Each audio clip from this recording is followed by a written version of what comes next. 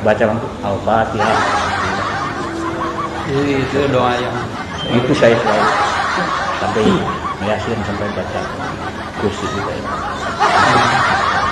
Itu pertanyaannya Bapak Roman dari polisi Seribu.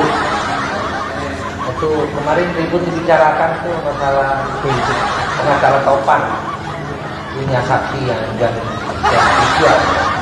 Bagaimana Pak? Ya, kalau memang benar dari Pak Topan ada saksi yang melihat di jam-jam krusial itu, ya itu lebih baik ya. Kenapa harus nunggu 8 bulan, berapa hari ya, baru dimunculkan?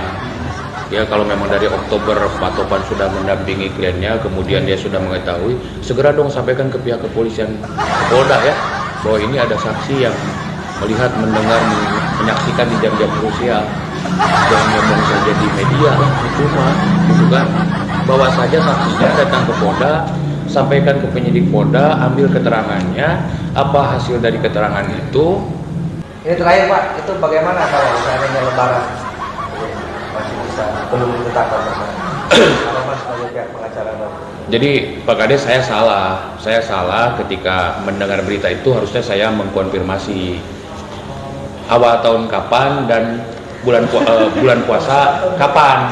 Itu kan tidak disampaikan oleh pihak Kapoldanya. Bisa saja awal tahun 2025 misalnya. Sifatnya tentatif ya. Saya pikir dengan berlarut-larutnya seperti ini ya saya hanya berpijak pada dua hal ya. Kalau ada keadilan pasti harus ada kepastian hukum. Dua hal ini kan harus berhubungan baik lah, paling tidak seirama kan. Jangan sampai berlarut-larut seperti ini kan tidak memenuhi rasa keadilan dan tidak memberikan kepastian hukum juga.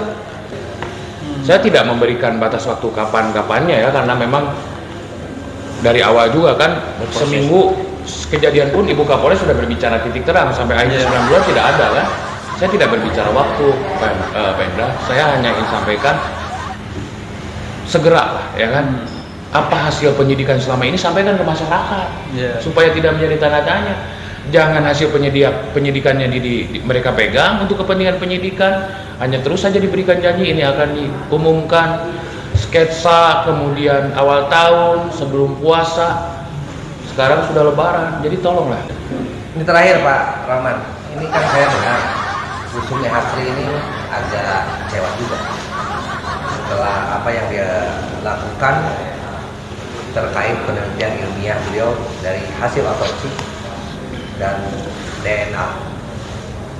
Apakah sampai saat ini Polda masih meragukan dari keilmuan itu? Saya pikir begini, kalau misalnya Ibu Sumi Hasri itu kan jelas dihadirkan itu oleh pihak kepolisian. Bahkan saya tahu latar belakangnya adalah kepolisian juga kan. Yang secara keilmuannya saya pikir saya baca di media, latar belakangnya pun tidak perlu diragukan lagi. Ya kan?